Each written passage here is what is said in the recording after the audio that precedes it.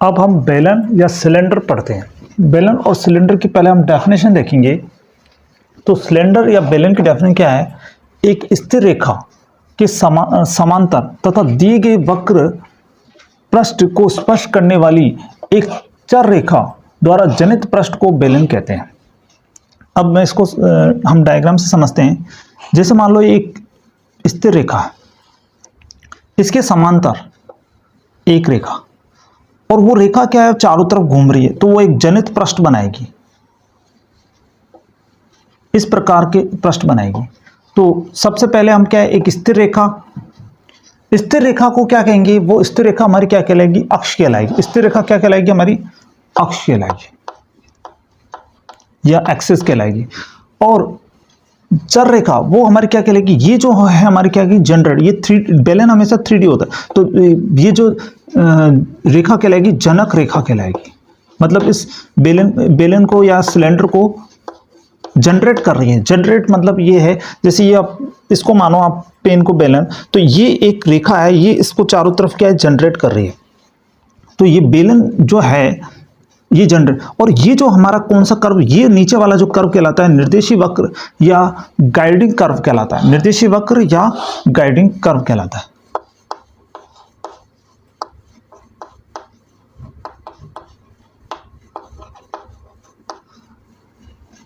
तो बेलन की डेफिनेशन ये है, सिलेंडर की डेफिनेशन एक स्थिर रेखा के समांतर, स्थिर रेखा अक्ष है उसके समांतर और दिए गए पृष्ठ को स्पर्श करने, दिए गया पृष्ठ ये पृष्ठ है, इसको स्पर्श करने वाली एक चर रेखा द्वारा जनित, ये चर रेखा जो है वो चारों तरफ, चर रेखा का मतलब चारों तरफ घूम रही है, द्वारा जनित पृष्ठ को बेलन कहते हैं। तो ये हम बेलन की डेफिनेशन। और जो हमारी चर रेखा या सरल रेखा होती है बेलन की क्या कहलाती है? जनक कहलाती है। और स्थिर रेखा, जो स्थिर रेखा हमारी क्या कहलाएगी? स्थिर रेखा अक्ष या एक्सिस कहलाती है। और दिया हुआ वक्र हमारा क्या कहलाता है? निर्देशी वक्र। तो ये निर्देशी वक्र या गाइडिंग कर्व कहलाता है। तो इस प्रकार हमने बेलन की डेफिनेशन पढ़ ली। ये बेलन की डेफिनेशन भी कई बार एग्जाम में पूछी जाती है।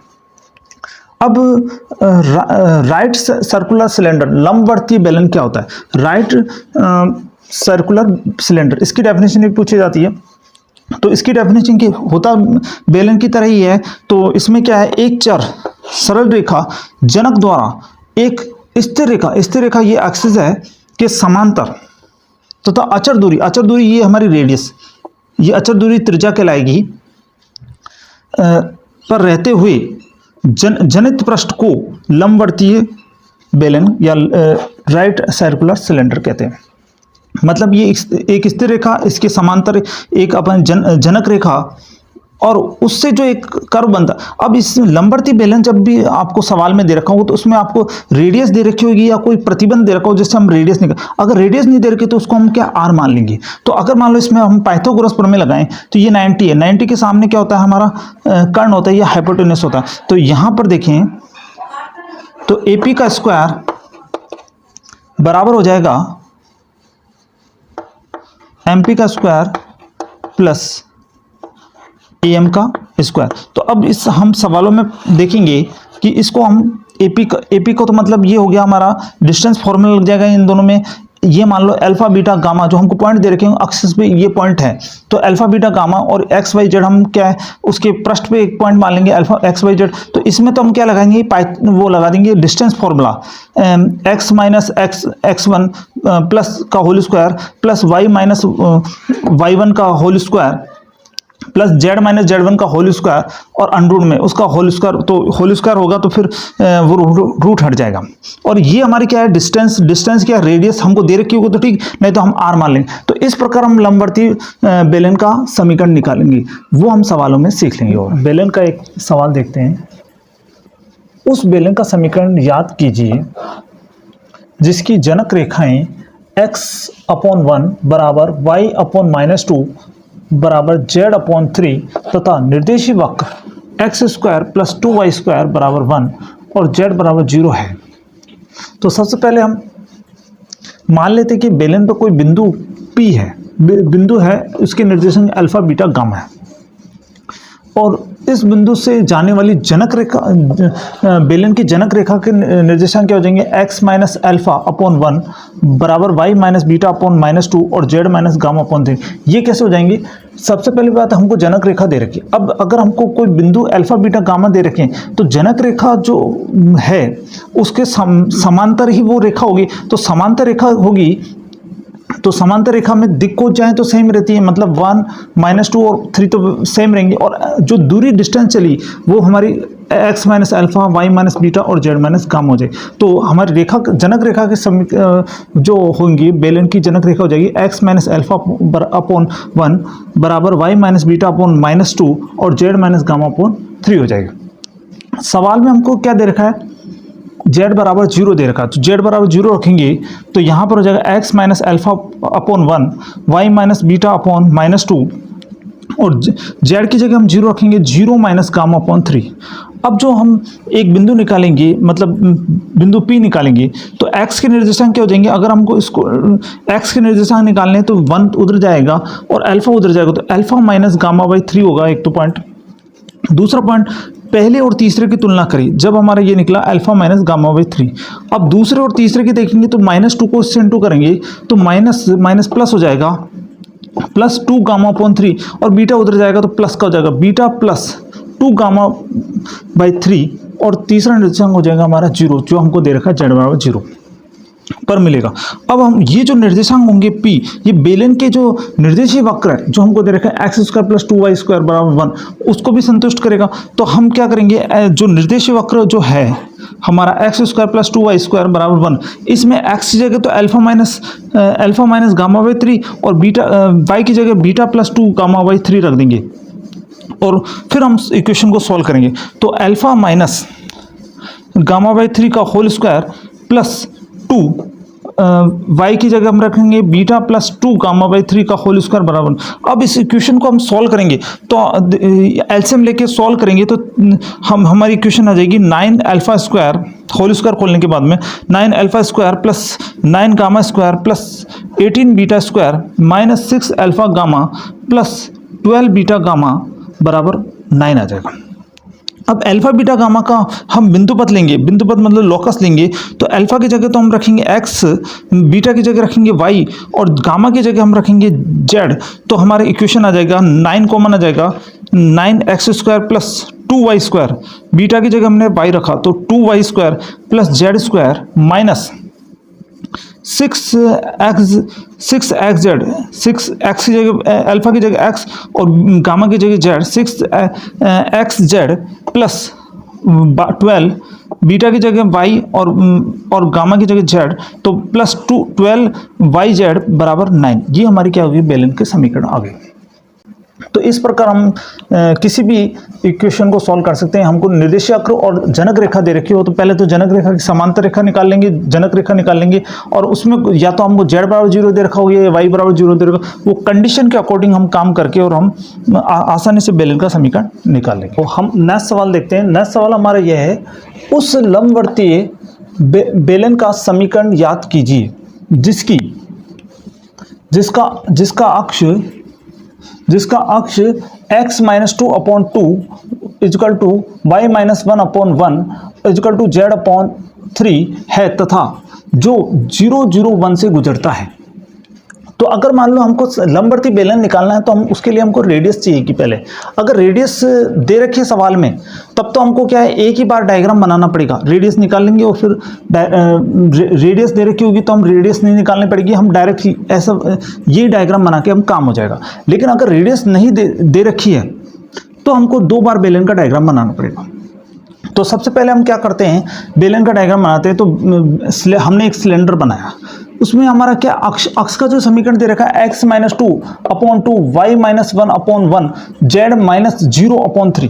तो मतलब ये जो अक्ष है उसमें ना जो हमारे पॉइंट होंगे 2, 1 और 0, अक्ष के पॉइंट क्या हो जाएंगे 2, 1 और 0, क्योंकि ये अक्ष का समीकरण हमको दे रखा है। फिर हमको बेलन से एक पॉइंट गुजर रहा है 0, 0, 1, तो यहाँ पर एक पॉइंट मान लेंगे 0, 0, 1 और अब इसको हम इससे मिला देंगे, मतलब सीधा मिला देंगे और इसको यहाँ से मिला, एक ट्रायंगल बन जाएगा। तो हमारा ट्रायंगल बन जाएगा, त्रिभुज बन जाएगा AMB, ए एम बी में हम क्या लगाएंगे, पाइथागोरस प्रमेय लगाएंगे। तो पाइथागोरस प्रमेय क्या होगा, ए एम का square plus M B M का स्क्वायर बराबर क्या होगा, ए बी का स्क्वायर होगा। तो हम ए एम निकालना चाहते हो, ए एम का स्क्वायर बराबर क्या हो जाएगा, ए बी का स्क्वायर माइनस बी एम का स्क्वायर हो जाएगा। ए बी यहाँ पर क्या है, कर्ण है, तो कर्ण का स्क्वायर माइनस यहाँ पर आधार का स्क्वायर हो जाएगा। अब इसमें एम का स्क्वायर की वैल्यू, एम हमने क्या माना, आर, रेडियस निकालना चाहते हैं तो आर स्क्वायर हो जाएगा। फिर ए बी का स्क्वायर, ए बी स्क्वायर कैसे निकलेगा, इसमें हम डिस्टेंस फॉर्मूला लगाएंगे, दूरी फॉर्मूला लगाएंगे। तो 0 - 2 का होल स्क्वायर प्लस 0 - 1 का होल स्क्वायर प्लस 1 - 0 का होल स्क्वायर, ये हमारा क्या हो जाएगा, ए बी स्क्वायर हो जाएगा। ए बी स्क्वायर मतलब रूट आता है तो रूट हमारा हट जाएगा स्क्वायर से, माइनस अब बी एम हमको निकालना, तो बी एम क्या है, बी एम ए से लंब है। तो बी एम कैसे निकालेंगे, हमारे बी एम की इक्वेशन हमको दे रखी है x - 2/2 equal to y - 1/1 equal to z - 3। तो सबसे पहले क्या करेंगे, x - 2 को 2 से इंटू, x - 2 को हम 2 से इंटू करेंगे तो यहाँ पर हो जाएगा, आप एक बार समझो यहाँ x है, x - 2 का 2 को हम x - 2 को किससे इंटू कर रहे हैं, 2 से इंटू करें, y - 1 को हम किससे इंटू कर रहे हैं, 1 से इंटू करें, और z - 0 को हम किससे इंटू कर रहे हैं, z - 0 को हम इंटू कर रहे हैं 3 से इंटू कर रहे हैं, z - 0 को किससे इंटू कर रहे हैं, 3 से इंटू कर रहे हैं। और अब हम क्या पॉइंट, किस पॉइंट से निकाल रहे हैं, 0 0 1 से इंटू, तो x की जगह हम 0 रख देंगे, y की जगह हम क्या रख देंगे, 0 रख देंगे, और z की जगह क्या रख देंगे, 1 रख देंगे। मतलब कि आप समझो x - 2 इंटू 2 करेंगे, लंब निकालने का तरीका है, प्लस y - 1 इंटू 1 करेंगे, और प्लस z - 0/3। अब जिससे हम लंब निकाल रहे हैं 0 0 1 से निकाल रहे हैं, तो x की जगह 0, y की जगह 0 और z की जगह 1 रखेंगे, तो ये हमारी इक्वेशन ये बन जाएगी। और नीचे क्या आएगा, नीचे इनका कोफिशिएंट आएगा, मतलब 2 का स्क्वायर, जो हमारे नीचे हैं उनका स्क्वायर हो जाएगा, 2 का स्क्वायर 4, 1 का स्क्वायर 1 और 3 का स्क्वायर क्या हो जाएगा 9, अंटूड में आ जाएगा। तो इस प्रकार हम क्या है, ए पॉइंट से इस रेखा पर हमने क्या डाला, लंब डाला। तो लंब डालने पर हमको क्या मिल गया, बी एम मिल गया, बी एम की डिस्टेंस मिल गई। अब इसके बाद में आर स्क्वायर बराबर क्या हो जाएगा, इसको सॉल्व करेंगे तो 6 आएगा, और इसको सॉल्व करेंगे तो हम क्या है 4/14 आएगा। तो टोटल इसका 14/7, तो आर की वैल्यू हो जाएगी √14/7। तो आर की वैल्यू आ गई। हमको लंबवर्ती बेलन का समीकरण निकालना है, तो वापस एक और बार डायग्राम बनाएंगे। अब की बार क्या है, बेलन का अक्ष ये रहा, तो अक्ष में कहीं भी पॉइंट लेंगे तो वो आ जाएगा हमारा 2 1 0। दूसरा पॉइंट हम क्या है, बाहर की तरफ ले लेते हैं, इस पॉइंट को मान लेते हैं x y z, और r हमको अब की बार कितनी आई, r आई हमारे 40/7, √40/7, तो हमारे पास r है, और यहाँ पर o पॉइंट है। तो वापस हम पाइथागोरस थ्योरम लगाएंगे, तो OP का स्क्वायर बराबर क्या होगा, BM का स्क्वायर माइनस OB का स्क्वायर। तो BM कैसे, PB कैसे निकलेगा, PB का स्क्वायर मतलब इसमें भी डिस्टेंस फॉर्मूला लगाएंगे, x - 2 का होल स्क्वायर प्लस y - 1 का होल स्क्वायर प्लस z - 1 का होल स्क्वायर, रूट में रूट हट जाएगा स्क्वायर से, तो यहाँ पर आ जाएगा हमारा x - 2 का होल स्क्वायर प्लस y - 1 का होल स्क्वायर प्लस z - 0 का होल स्क्वायर आ जाएगा। रूट आता है क्योंकि यहाँ पर डिस्टेंस फॉर्मूले PB की वैल्यू होती है हमारी अंडूड में x - 2 का होल स्क्वायर प्लस y - 1 का होल स्क्वायर प्लस z - 0 का होल स्क्वायर, लेकिन स्क्वायर है तो रूट हट जाएगा हमारा, माइनस। अब OB का स्क्वायर निकालना, OB वही बात है, हम क्या कर रहे हैं, अब की बार क्या है, जो हमारा पॉइंट x y z, तो अब कुछ नहीं करना है यहाँ पर, जो अब ये इक्वेशन वैसी की वैसी रह जाएगी, क्योंकि अब की बार हमारे पॉइंट x y, पहले तो हमारे 0 0 1 थे, लेकिन अब की बार x y z ही है। तो हमको क्या करना है, x - 2 को इंटू करना है 2 से, x - 2 को इंटू करना है 2 से, y - 1 को इंटू करना है 1 से, और z - 0 को इंटू करना है 3 से, और अपॉन में क्या आएगा, 2 का स्क्वायर 4 प्लस 1 का स्क्वायर 1 और प्लस 9, और उसका रूट निकल। इस प्रकार हम इसमें क्या है, परपेंडिकुलर निकाल सकते हैं। तो अब इस इक्वेशन को हम सॉल्व करेंगे, तो हमारा इक्वेशन आ जाएगा, इसको होल स्क्वायर खोलेंगे तो यहाँ पर इक्वेशन आ जाएगा 10x² plus 13y² plus 5z² minus 6yz minus 12zx minus 4xy minus 36x plus minus 18y plus 13z minus 35 बराबर 0। तो ये हमारी इक्वेशन हो जाएगी। तो अब हमारा नेक्स्ट सवाल है, उस लंबवर्तीय बेलन का समीकरण याद कीजिए जिसकी त्रिज्या 4 तथा अक्ष x बराबर 2y बराबर माइनस z है। सिद्ध कीजिए कि बेलन का समतल x o y से परिच्छेद का क्षेत्रफल 24 पाई है। सबसे पहले तो हमको क्या है, लंबवर्तीय बेलन का समीकरण निकालना। अब की बार हमको त्रिज्या दे रखी तो हमको केवल एक ही बार बेलन का चित्र बनाना पड़ेगा। अगर त्रिज्या नहीं दे रखी तो हमने प्रीवियस सवाल में देखा 2 बार बनाना पड़ता। तो सबसे पहले अक्ष का समीकरण क्या दे रखा है, x बराबर 2y बराबर माइनस z। तो हम इसको क्या है कि उस फॉर्म में बनाना चाहते हैं, रेखा की फॉर्म में। तो हम क्या करेंगे, इसमें पूरी इक्वेशन में 2 का डिवाइड कर देंगे। तो x अपॉन 2 y अपॉन 1 और z अपॉन क्या हो जाएगा, माइनस को नीचे लाएंगे तो माइनस 2 हो जाएगा। अब जो हमारे अक्ष है x माइनस 0, y माइनस 0 और z माइनस 0, मतलब अक्ष की जो समीकरण है वो 0 0 0 से गुजरेगी। और रेडियस हमको कितनी दे रखी है, त्रिज्या हमको दे रखी है 4, और हम p पॉइंट मान लेंगे इसके बेलन के जो परिधि पर हम एक पॉइंट मान लेंगे p x y z। तो वापस हम इसमें पाइथागोरस प्रमेय लगाएंगे तो AP का स्क्वायर माइनस OA का स्क्वायर बराबर क्या हो जाएगा, OP का स्क्वायर। तो AP का स्क्वायर क्या होगा, इसमें डिस्टेंस फॉर्मूला लगाएंगे x माइनस 0 का whole square plus y minus 0 का whole square plus z minus 0 का होल स्क्वायर माइनस, अब वही जो हम पहले करते थे, पहले इसको x माइनस 0 को इंटू करेंगे 2 से, y माइनस 0 को इंटू करेंगे 1 से, और z माइनस 0 को इंटू करेंगे माइनस 2 से। और एक्स वाई जेड से निकाल रहे हैं तो अंदर भी हमको एक्स वाई जेड ही रखेंगे। तो ये हमारी इक्वेशन जाएगी x माइनस 0 का into 2 plus y minus 2 into 1, z minus 0 into minus 2, और नीचे क्या आएगा, इन सबका कोएफिशिएंट का स्क्वायरिंग आएगा, स्क्वायरिंग करके रूट आएगा। मतलब 2 का स्क्वायर 4, फिर 1 का स्क्वायर 1, और माइनस 4 का स्क्वायर क्या हो जाएगा, माइनस 2 का स्क्वायर क्या हो जाएगा, 4 हो जाएगा। इस प्रकार हमारा क्या रूट निकल जाए, और इक्वल टू हमको त्रिज्या कितनी दे देगी, 4 का स्क्वायर कितना हो जाएगा, 16 हो जाएगा। OP हमको दे रखा 4, और तो OP स्क्वायर कितना, 16। अब इसको हम सॉल्व करेंगे तो लंबवर्तीय बेलन का समीकरण आ जाएगा हमारा 5x square plus 8y square plus 5z square plus 4yz plus 8zx minus 4xy minus 144 बराबर 0 आ जाएगा। तो एक सवाल तो हमारा हो गया, लंबवर्तीय बेलन का समीकरण तो याद हो गया। लेकिन अब उसके बाद में कह रहा है कि सिद्ध कीजिए कि बेलन का समतल x और y से परिच्छेद का क्षेत्रफल 24 पाई है। तो सबसे पहले हम क्या करेंगे, बेलन के लंबवत मूल बिंदु से गुजरने वाली तल का समीकरण निकालेंगे। तो बेलन के लंबवत मूल बिंदु से गुजरने वाली तल का समीकरण होगा, समतल का समीकरण होगा ax plus by plus cz plus d बराबर 0। अब इसमें हम जो हमारे ए बी सी है वो इस अक्ष के दिक्कोजयी होंगी, मतलब 2 1 और -2, क्योंकि ये क्या है, इसके लंबवत है। तो 2 1 और -2 तो हो गई यहाँ पर 2x plus y minus 2z, और d हमारा क्यों मूल बिंदु से गुजर रहा है तो d हमारा क्या हो जाएगा, मूल बिंदु पे d हो जाएगा 0। तो इक्वेशन तल का समीकरण हो जाएगा 2x plus Y minus 2z बराबर 0। अब हमको बेलन का जो क्षेत्रफल होता है, बेलन का परिच्छेद का क्षेत्र, मतलब ये नीचे वाले का क्षेत्रफल, देखो यहाँ पर रेडियस भी कितनी होगी, 4 होगी। तो और हम जानते हैं ये सर्किल बना, सर्किल का एरिया का फॉर्मूला होता है पाई आर स्क्वायर। तो पाई आर स्क्वायर, आर की वैल्यू कितनी होगी, 4 का स्क्वायर कितना होगा, 16, तो 16 पाई हो गया। तो नीचे वाले परिच्छेद का क्षेत्रफल कितना हो गया, 16 हो गया। लेकिन हमको समतल x और y में के परिच्छेद का क्षेत्रफल निकालना, तो समतल x और y परिच्छेद का क्षेत्रफल का फॉर्मूला होता है a cos थीटा बराबर होता है 16 पाई। हमको वैल्यू निकालनी a की वैल्यू निकालनी है। तो cos थीटा की वैल्यू कैसे निकलेगी, हम x और y में क्या होता है, z बराबर 0, एक्स और वाई में क्या होता है, जेड बराबर।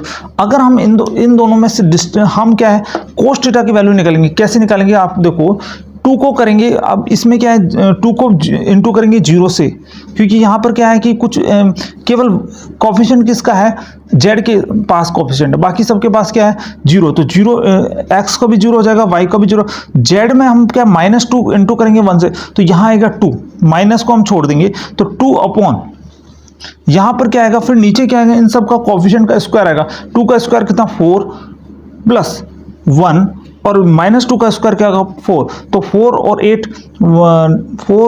8 और +1 कितना होगा 3, 9, सो 9 का 3 हो जाएगा, 2/3 हो जाएगा। तो cos थीटा कैसे निकलेगा, जैसे मान लो z बराबर 0, मैं इसको सही तरह से लिख देता हूँ, 0x + 0y + z बराबर 0। तो अगर हम इसमें 2 को 0 से इंटू करेंगे, 1 को 0 से इंटू करेंगे, -2 को 1 से इंटू करेंगे, तो यहाँ पर आएगा हमारा -2 को हम मॉडुलस लेके उसको छोड़ देंगे, तो 2 अपॉन नीचे क्या आएगा x का इन सब का स्क्वायरिंग, तो यहाँ पर आ जाएगा 2 का स्क्वायर 4, 1 का स्क्वायर 1 और -2 का स्क्वायर 4 हो गया। फिर इनको जोड़ेंगे तो 4 8 और +1 ये हो जाएगा हमारा 9, 9 का हो जाएगा 3। तो cos थीटा की वैल्यू आ जाएगी हमारे 2/3, 2/3 लिख देंगे, a इंटू 2/3। और हमको किसके बराबर, ये किसके बराबर होगा, एरिया के बराबर होगा। तो एरिया हम क्या कर देंगे 16 पाई के बराबर कर देंगे, जो नीचे वाला एरिया उसके बराबर होगा। तो अब इसको सॉल्व करेंगे, 2 से कटेगा 16 तो 8 पाई हो जाएगा, 3 से ये नीचे 3 को इधर इंटू करेंगे तो हमारा a बराबर हो जाएगा 24 पाई। तो हमको यही प्रूव करना था कि समतल x और y परिच्छेद का क्षेत्रफल कितना है 24 पाई। तो इस प्रकार हम इसको प्रूव कर सकते हैं।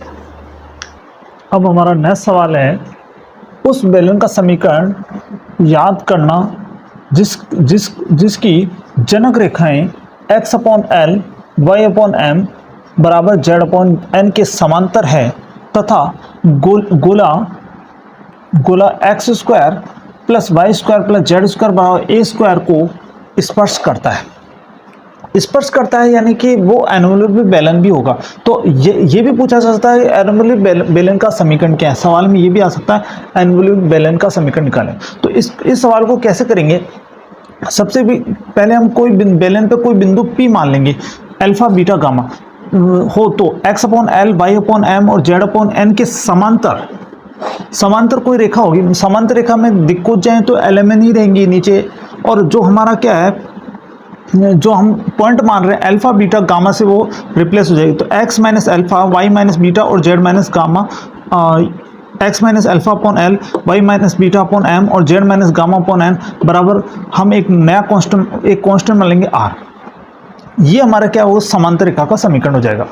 अब ये जो समांतर रेखा से हम x y z की वैल्यू निकालेंगे, तो अगर मान लो इसको हम चौथे वाले एलिमेंट से बराबर करें तो ये हो जाएगा LR + अल्फा। तो x की वैल्यू क्या आ जाएगी LR + अल्फा, y की वैल्यू क्या आ जाएगी MR + बीटा और z की वैल्यू क्या आ जाएगी NR + गामा आ जाएगी।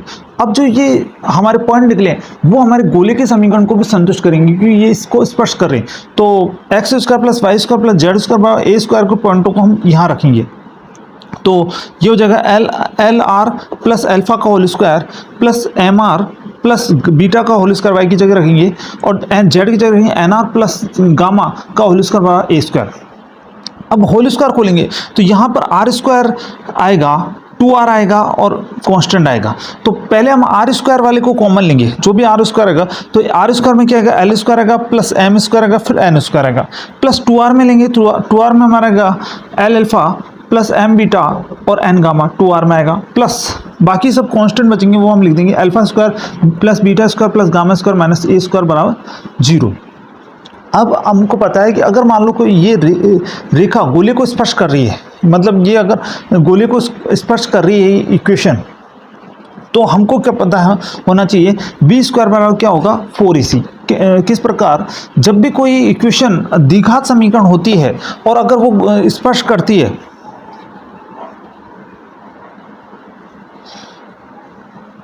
जब भी कोई इक्वेशन जब द्विघात इक्वेशन होती है और अगर स्पर्श करती है तो उसके मूल क्या होते हैं समपाती होते हैं। मतलब अगर मान लो अगर वैल्यूज अगर है ना सेम आती है, हम जानते हैं सिद्धाचार्य फॉर्मूला क्या होता है, x बराबर होता है -b ± √b² - 4ac/2a होता है। अगर वैल्यूज बराबर कब आती हैं, जब हमको पता है कि ये बी स्क्वायर माइनस 4ac बराबर क्या हो 0, तभी वैल्यूज सेम होती है। और स्पष्ट करने का मतलब यही होता है कि ए की वैल्यूज दूसरी वैल्यूज ओवरलैप कर जाए, तो इसका मतलब बी स्क्वायर माइनस 4ac हमारा 0 होना चाहिए। तो इसी कंडीशन, स्पष्ट कंडीशन की कंडीशन क्या है दिखाती क्वेश्चन में, बी स्क्वायर बराबर 4ac। तो बी स्क्वायर बराबर 4ac करेंगे तो बी की वैल्यू तो क्या होगी, देखो बी की वैल्यू तो होगी 2। ये हम इसकी कंपैरिजन कैसे करेंगे, हम इक्वेशन की कंपैरिजन करेंगे ax square plus bx plus c से कंपैरिजन करेंगे बराबर 0 से। तो a की वैल्यू तो हो जाएगी L square plus M square plus N square, फिर b की वैल्यू हो जाएगी L2 अल्फा कोष्टक में 2 L alpha plus m beta plus n gamma, और c की वैल्यू हो जाएगी alpha square plus beta square plus gamma square minus a square हो जाएगी। तो b की वैल्यू रखेंगे, b का स्क्वायर मतलब 2 alpha plus m beta plus n gamma का होल स्क्वायर, तो यहाँ 4 हो जाएगा और ये इसका होल स्क्वायर हो जाएगा 4ac। 4 इंटू ए की वैल्यू क्या है, ए की वैल्यू है L square plus M square plus N square, plus C की वैल्यू क्या है alpha square plus beta square plus gamma square minus A square. ये वैल्यू रखने के बाद में 4 से 4 यहाँ पर कैंसिल हो जाएगा। अल्फा बीटा गामा का हम क्या ले लेंगे, अब बिंदु पद ले लेंगे। तो अल्फा की जगह तो हम एक्स रख देंगे, बीटा की जगह हम वाई रख देंगे, और गामा की जगह जेड रख देंगे। तो हमारी इक्वेशन बन जाएगी L X plus M Y plus N Z का होल स्क्वायर को बराबर L square plus M square plus N square into X square plus alpha की जगह X square plus Y square plus Z square minus A square बन जाएगी। तो इस प्रकार हम क्या है एनुअल बेलन या इस सवाल को हम कर सकते हैं।